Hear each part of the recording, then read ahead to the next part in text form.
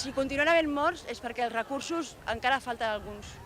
Els que n'hi ha estan molt bé, però falla alguna cosa. El sistema o la persona o el que sigui falla perquè continuen havent masses morts. De cap tipus, però en aquest moment i especialment a la violència de gènere, de continuar lluitant.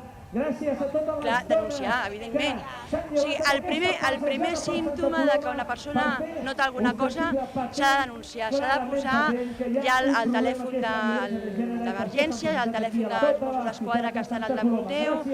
S'ha de denunciar i s'ha de lluitar per la llibertat i els drets de la persona i contra la persona que t'està oprimint, que t'està ofegant, que t'està canviant, que t'està fent totes aquestes coses.